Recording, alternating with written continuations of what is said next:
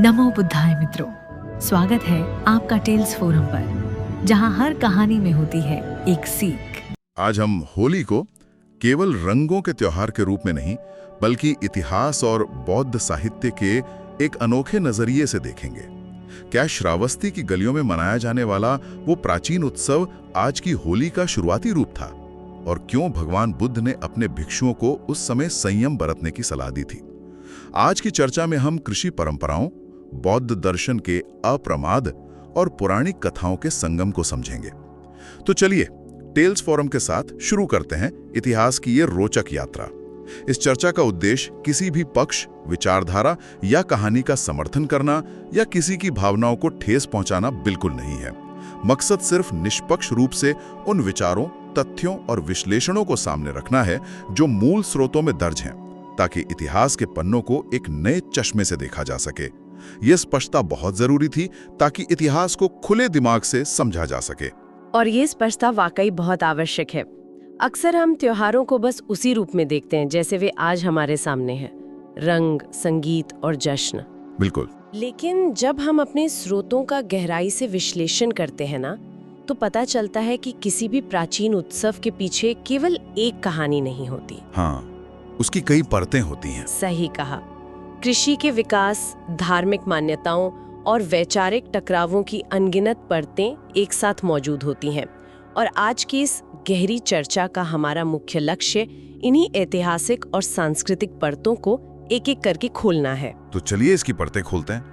जब हम अपने स्रोतों और ऐतिहासिक दस्तावेजों को खंगालते हैं, तो सबसे पहली बात जो सामने आती है वो ये है कि इस उत्सव की जड़ें पूरी तरह से भारत के कृषि प्रधान समाज में गहराई तक धंसी हुई हैं। और ये एक बहुत ही बुनियादी बात है जिसे हम अक्सर नजरअंदाज कर देते हैं, क्योंकि हम त्योहारों को सिर्फ धार्मिक या पौराणिक नजरिए से देखने के आदी हो चुके हैं, जबकि इनकी शुरुआत अमूमन खेतीबाड़ी या मौसम के बदलाव से होती है। बिल्कुल। हमारे पास मौजूद ऐतिहासिक संदर्भ जैसे विलियम क्रूक और आरसी मजूमदार के जो विस्तृत अध्ययन है, वो इस बात की पुष्टि करते हैं। अच्छा, हाँ, प्राचीन काल में और सच कहूँ तो आज भी राजस्थान और हरियाणा के कई ग्रामीण इलाकों में एक बेहद व्यवहारिक परंपरा निभाई जाती है जिसे होला कहा जाता है। होला? हाँ, होला। अब इसे थोड़ा विजुअलाइज करते हैं। वसंत ऋतु का आगमन हो रहा है, सर्दियां खत्म हो रही हैं और खेतों में चने, जौ या गेहूं की नई फसल पकने लगी है। तो किसानों के मन में उत्सुकता होती होगी। उत्सुकता और थोड़ी चिंता भी कि क्या मौसम की मार से दाना ठीक से पुष्ट हुआ है या नहीं। तो क्या वे सिर्फ फसल को देखकर इसका अंदाजा लगाते थे? नहीं, वे एक बहुत ही सीधा और प्रायोगिक तरीका अपनाते थे। किसान उन कच्ची बालियों को डंठल सहित तोड़ते और आग में भूनकर खाते थे। मतलब ये एक तरह का केस्ट था। बिल्कुल। इसी भुने हुए अनाज को होला कहा जाता है, यानी ये कोई धार्मिक कर्मकांड या पूजा पाठ नहीं था। ये तो फसल की स्थिति जांचने का एक विशुद्ध व्यावहारिक तरीका था। सही कहा।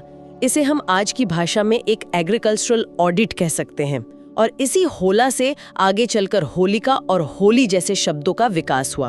ये सच में हैरान करने वाला है कि एक साधारण सी कृषि प्रक्रिया, एक ऑडिट ने सदियों का सफर तय करके इतने बड़े राष्ट्रीय उत्सव का रूप ले लिया। लेकिन हमारे स्रोतों में ये भी बताया गया है कि इस शांत और व्यावहारिक कृषि उत्सव के समानांतर एक उग्र रूप भी चल रहा था, जिसे प्राचीन ग्रंथों में हेला कहा गया है। हाँ, हेला। अब ये हेला क्या था? ये हेला का शाब्दिक अर्थ होता है मदमस्तों की टोली या उन्माद से भरा हुआ समूह। अच्छा, मतलब थोड़ा शोर शराबा? बिल्कुल। जब नई फसल घर आने वाली होती है तो समाज में एक स्वाभाविक उल्लास होता है, लेकिन कुछ समूहों में ये उल्लास एक हुड़दंग वाले रूप में प्रकट होता था। इसी हेला या हुड़दंग से भाषा विज्ञान के अनुसार एक और शब्द निकला जिसे हम आज भी सुनते हैं, धुलेड़ी। धुलेड़ी शब्द तो आज भी बहुत आम है, लेकिन मुझे हमेशा से यही लगता था कि ये सिर्फ रंग खेलने वाले दिन को कहा जाता है। आज के संदर्भ में वो सही है, लेकिन इसकी व्युत्पत्ति बहुत दिलचस्प है। ये शब्द धूली यानी धूल और लट्टू यानी मिट्टी के ढेले, इन दो शब्दों के मेल से बना है।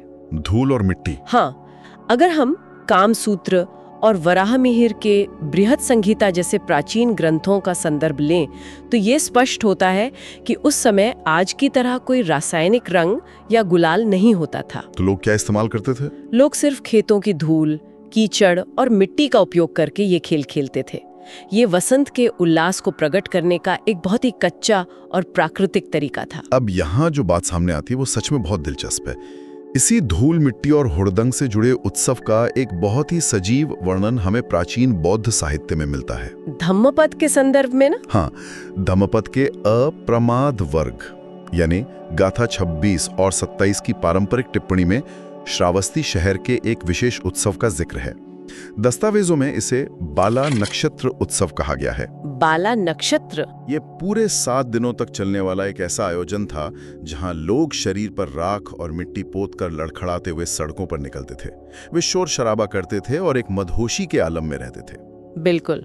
अगर मैं आज के समय से इसकी तुलना करूं तो ये किसी बेकाबू वाइल्ड म्यूजिक फेस्टिवल या रेव पार्टी जैसा लगता है, जहां लोग पूरी तरह से अपने होश खो बैठे हों। यहाँ जो बात सबसे ज्यादा ध्यान खींचती है वो है भगवान बुद्ध की प्रतिक्रिया और उनका दर्शन। जब श्रावस्ती में ये सब हुड़दंग हो रहा था, तब बुद्ध वहाँ के प्रसिद्ध जेत वन विहार में निवास कर रहे थे। उन्होंने अपने भिक्षुओं को एक बहुत ही स्पष्ट निर्देश दिया। क्या निर्देश दिया? उन्होंने कहा कि वे इन 7 दिनों तक विहार के अंदर ही रहे और बाहर के इस उन्माद का हिस्सा बिल्कुल ना बने। क्या ये सिर्फ इसलिए था क्योंकि वे शोर शराबे से बचना चाहते थे? शोर से बचना तो एक सतही कारण था, असली कारण दार्शनिक था। इसके पीछे धम्मपद का वो मूल सिद्धांत है जिसे अप्रमाद कहा जाता है। अप्रमाद? हाँ, बौद्ध दर्शन में प्रमाद का अर्थ केवल नशा करना नहीं है। इसका अर्थ है लापरवाही, अपना विवेक खो देना और ऐसी अवस्था में चले जाना जहां आपको सही और गलत का भान ना रहे। और बाला नक्षत्र में बाला शब्द का अर्थ ही मूर्खता या अज्ञानता से जुड़ा है। बिल्कुल सही। इसके विपरीत अप्रमाद का अर्थ है सजग रहना, जागरूक रहना और अपने होश में जीना। बुद्ध नहीं चाहते थे कि उनके भिक्षु उस प्रमाद या अज्ञानता की अवस्था में घिरें। और ये पहलू भी कितना रोचक है कि समाज के जो समझदार उपासक थे, उन्होंने ये जिम्मेदारी ली कि वे भिक्षुओं का भोजन विहार के अंदर ही पहुंचाएंगे। हाँ, क्योंकि उन्हें चिंता थी कि अगर भिक्षु भिक्षाटन के लिए बाहर गए तो उन पर भी राख और मिट्टी फेंकी जा सकती है। ये पूरा प्रसंग हमें ये सोचने पर मजबूर करता है कि किसी भी मौसम का स्वागत करने का सही तरीका क्या है। क्या असली उत्सव सड़कों पर अपना आपा खोने में है या फिर शांति में? बिल्कुल। और इस अंतर को समझने के लिए हमारे स्रोतों में थाईलैंड के सोंक्रान उत्सव का बहुत ही सुंदर तुलनात्मक उदाहरण दिया गया है। हाँ, सोंक्रान का उदाहरण इस संदर्भ में एकदम सटीक बैठता है। जहां तक मुझे याद है, ये उत्सव भी अप्रैल के महीने में ठीक वसंत के उसी मौसम में मनाया जाता है। सही कहा आपने। लेकिन वहाँ की संस्कृति में, जो कि बौद्ध दर्शन से गहराई से प्रभावित है, सड़कों पर कीचड़ उछालने या नशे में हुड़दंग मचाने की परंपरा नहीं है। तो वे इसे कैसे मनाते हैं? लोग बुद्ध की प्रतिमाओं पर बहुत ही श्रद्धा के साथ सुगंधित जल चढ़ाते हैं और घर के बड़ों के हाथों पर आदर पूर्वक पानी डालकर उनका आशीर्वाद लेते हैं। ये तो बहुत ही शांत तरीका है। हाँ, ये एक बहुत ही सशक्त उदाहरण है जो दिखाता है कि एक ही मौसम का उत्सव अलग अलग दर्शन के प्रभाव में कितना अलग रूप ले सकता है। एक तरफ प्रमाद है जहां व्यक्ति होश खो देता है और दूसरी तरफ अप्रमाद है जहां उत्सव में भी सजगता है। तो इन सभी बातों का असल में क्या मतलब निकलता है? देखिए, अगर हम कृषि उत्सवों और श्रावस्ती के हुड़दंग से आगे बढ़ें तो फाल्गुन पूर्णिमा के दिन का एक और बहुत ही विशाल ऐतिहासिक महत्व बताया गया है। एक ऐसा महत्व जो शायद इतिहास की मोटी परतों में कहीं छिप गया है। हाँ, और ये इतिहास का एक बहुत ही नाजुक मोड़ था। कैसे? भगवान बुद्ध के महापरिनिर्वाण के तुरंत बाद बौद्ध संघ के भीतर अनुशासन टूटने का एक बड़ा खतरा पैदा हो गया था। सुबुद्ध नाम के एक भिक्षु ने ये कहना शुरू कर दिया था कि अब बुद्ध नहीं रहे तो हम आजाद हैं, हम जो चाहें कर सकते हैं। ये तो फिर से उसी प्रमाद की ओर जाने का संकेत था ना? बिल्कुल। तो धम्म को बिखरने से बचाने के लिए महाकश्यप की अध्यक्षता में राजगृह में 500 अरहतों की एक महासभा बुलाई गई। इसे ही हम प्रथम बौद्ध संगीति कहते हैं। और इसका उद्देश्य बुद्ध की शिक्षाओं को सुरक्षित और संकलित करना था। जरा सोचिए, ये कोई छोटी बात नहीं है। बिल्कुल नहीं। उस समय कोई आधुनिक तकनीक नहीं थी। हाँ। कोई पेन पेपर या रिकॉर्डिंग डिवाइस नहीं था। उन 500 भिक्षुओं ने सिर्फ अपनी स्मृति और अपने गहरे ध्यान के बल पर यह पूरा महायज्ञ किया। और स्रोतों के अनुसार ये संकलन कार्य सावन पूर्णिमा के दिन शुरू हुआ था और लगातार 7 महीने तक चला। भिक्षु हर दिन बैठते थे, शिक्षाओं का पाठ करते थे और उन पर सहमति बनाते थे। ये मानव मस्तिष्क की क्षमता का एक अद्भुत उदाहरण है। और ये ऐतिहासिक महायज्ञ ठीक 7 महीने बाद जिस दिन पूरा हुआ वो दिन कोई और नहीं बल्कि फाल्गुन पूर्णिमा का ही दिन था। हाँ। मतलब आप ये कह रही हैं कि जिस दिन आज हम रंगों का त्योहार मनाते हैं उसी दिन बुद्ध की शिक्षाओं का पहला और सबसे बड़ा संकलन पूरा हुआ था। 100%। यही कारण है कि पाली दस्तावेजों और बौद्ध परंपराओं में फग्गु या फाल्गुन पूर्णिमा का जो मूल अर्थ है वो रंग या हुड़दंग से नहीं बल्कि उपवास रखने और गहरी साधना में जाने से जुड़ा है। ये वो दिन था जब धम्म पूरी तरह से सुरक्षित कर लिया गया था। इसलिए ये एक अत्यंत पवित्र दिन है। आज भी अगर हम देखें तो बेंगलोर के महाबोधि विहार जैसी जगहों पर फाल्गुन पूर्णिमा को धम्मपद उत्सव के रूप में बहुत ही शांति और ध्यान के साथ मनाया जाता है। ये तो इतिहास का एक बहुत ही खूबसूरत और पॉजिटिव पहलू है जो शायद मुख्य धारा की चर्चाओं में कमी आता है। लेकिन हमारी आज की चर्चा यही नहीं रुकती। नहीं, बिल्कुल नहीं। जब हम भारत में होली की बात करते हैं तो सबसे पहले भागवत पुराण और विष्णु पुराण में वर्णित भक्त प्रहलाद, असुर राजा हिरण्यकशिपु और होलिका की पौराणिक कथा जहन में आती है, जो कहानी हमने बचपन से सुनी है। हाँ, कि कैसे होलिका जिसे आग में न जलने का वरदान प्राप्त था वो प्रहलाद को लेकर आग में बैठती है, लेकिन चमत्कारिक रूप से प्रहलाद बच जाते हैं और होलिका स्वयं जल जाती है। और इसी कथा के आधार पर होलिका दहन होता है। लेकिन हमारे पास मौजूद दस्तावेजों में इस पूरी कथा का एक बिल्कुल अलग, वैकल्पिक और भाषा विज्ञान आधारित ऐतिहासिक विश्लेषण भी दिया गया है। और यह एक बहुत ही महत्वपूर्ण सवाल खड़ा करता है। जैसा कि हमने शुरुआत में स्पष्ट किया था, हमारा उद्देश्य केवल उन ऐतिहासिक दावों को तटस्थ रूप से सामने रखना है जो मूल स्रोतों में दर्ज हैं, बिना किसी पक्ष का समर्थन किए। तो ये भाषा विज्ञान का तर्क क्या कहता है? इन दस्तावेजों में एक बहुत ही गहरा तर्क प्रस्तुत किया गया है। इसके अनुसार हिरण्यकश्यप और होलिका कोई पौराणिक या काल्पनिक पात्र नहीं, बल्कि पाली भाषा के ऐतिहासिक नाम हो सकते हैं। जरा रुकिए, सिर्फ नाम के आखिर में आ की मात्रा होने से स्रोत इस नतीजे पर कैसे पहुंच गए कि वो एक असली ऐतिहासिक महिला थी? क्या इसका कोई ठोस भाषाई आधार है? ये एक बहुत ही तार्किक सवाल है। देखिए, भाषा विज्ञानियों का तर्क ये है कि पाली भाषा के प्राचीन साहित्य में अक्सर महिलाओं के नाम अंत में आ की मात्रा के साथ समाप्त होते हैं। जैसे कि अगर आप बौद्ध काल के ऐतिहासिक नामों को देखें, जैसे विशाखा, महामाया, सुजाता या पटाचारा, इन सभी के अंत में आ आता है। संस्कृत में अक्सर नाम अलग तरह से समाप्त होते हैं। व्याकरण के इसी नियम और ऐतिहासिक प्रवृत्तियों के आधार पर स्रोतों में ये दावा किया गया है कि होलिका भी एक ऐतिहासिक पाली नाम हो सकता है। यह नजरिया सच में सोचने पर मजबूर करता है।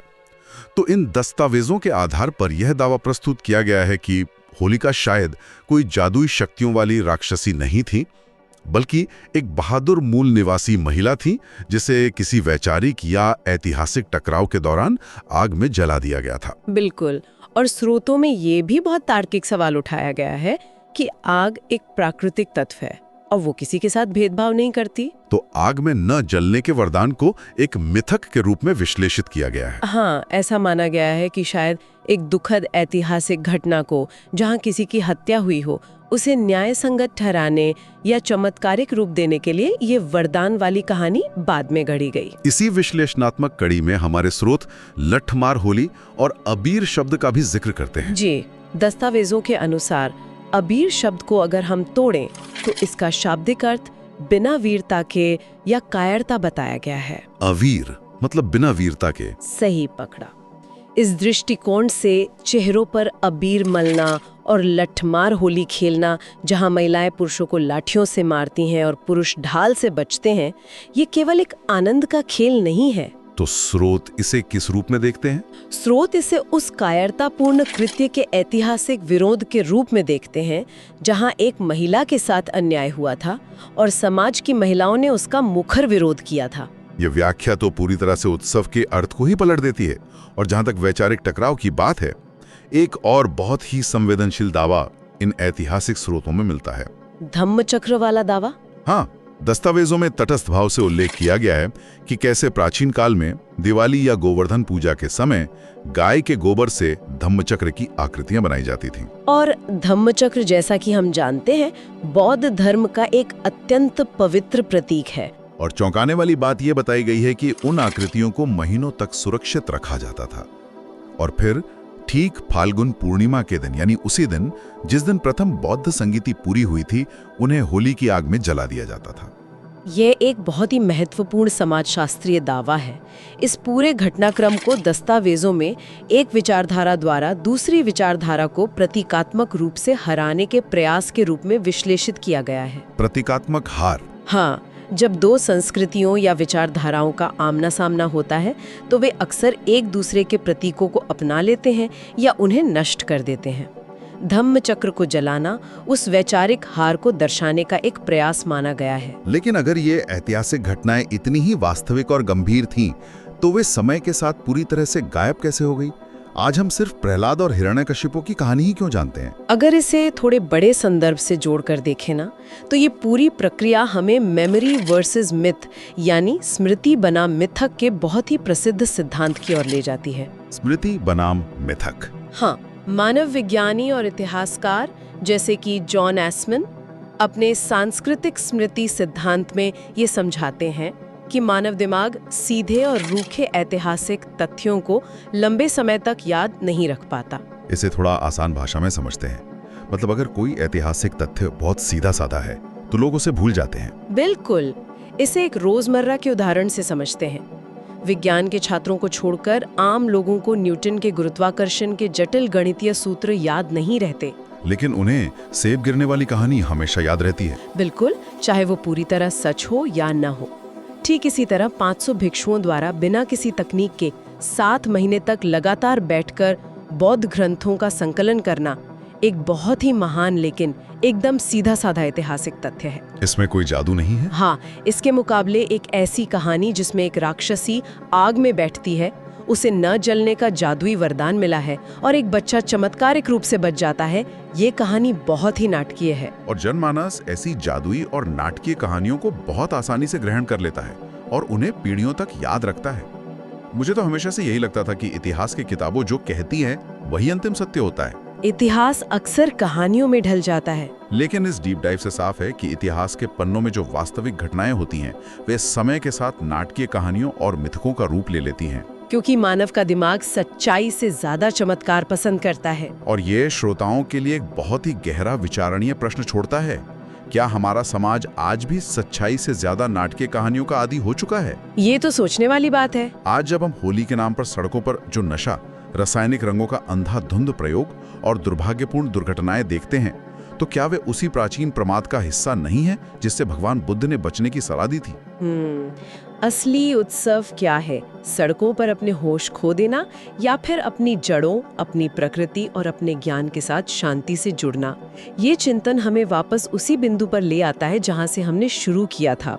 इतिहास कभी भी एक सीधी रेखा में नहीं चलता, ये हमेशा जटिल होता है। बिल्कुल। जब हम अलग अलग दृष्टिकोणों से, चाहे वो भाषा विज्ञान हो, कृषि परंपराएं हो या फिर स्मृति बनाम मिथक का सिद्धांत हो, चीजों को देखते हैं, तभी हमें अपनी परंपराओं की असली गहराई और उनके पीछे का संघर्ष समझ में आता है। इससे पहले कि हम आज की चर्चा को विराम दें, ये भी सोचने वाली बात है कि अगर एक साधारण कृषि ऑडिट और 7 महीने तक चला बौद्ध संगीति का एक बौद्धिक महायज्ञ हजारों सालों के सफर में एक दूसरे में घुलकर रंगों और मिथकों का त्योहार बन सकते हैं, तो आज हम जो आधुनिक या डिजिटल उत्सव मना रहे हैं, वे आज से 2000 साल बाद के इतिहासकारों को कैसे देखेंगे? क्या वे भी किसी नए मिथक में बदल जाएंगे? ये एक ऐसा सवाल है जो हमें इतिहास को एक नए नजरिए से देखने पर मजबूर करता है। तो दोस्तों, आज की इस चर्चा से ये साफ है कि होली केवल रंगों का खेल नहीं, बल्कि इतिहास की कई परतों से बुनी एक गहरी परंपरा है। चाहे वो खेतों में पकती नई फसल की महक हो, श्रावस्ती की गलियों में बुद्ध द्वारा दिया गया अप्रमाद सजगता का संदेश, या फिर बुराई पर अच्छाई की जीत की पौराणिक कथा, हर कहानी हमें अपनी जड़ों से जोड़ती है। अगर आपको इतिहास का यह नया नजरिया पसंद आया और आप ऐसी ही और टेल्स सुनना चाहते हैं, तो इस वीडियो को एक लाइक जरूर दें ताकि हमें पता चले कि आपको हमारा शोध पसंद आ रहा है। आपको श्रावस्ती के उस प्राचीन उत्सव और आज की होली के बीच का ये संबंध कैसा लगा? अपनी राय कमेंट बॉक्स में जरूर साझा करें। और हाँ, इतिहास और संस्कृति की ऐसी ही गहरी यात्राओं के लिए टेल्स फोरम को सब्सक्राइब करना और बेल आइकन दबाना ना भूलें। अगली बार जब आप गुलाल उड़ाएं या होलिका दहन की अग्नि देखें, तो याद रखिएगा कि आप हजारों साल पुराने एक जीवंत इतिहास का हिस्सा हैं। मिलते हैं अगले वीडियो में। जय भीम, नमो बुद्धाय।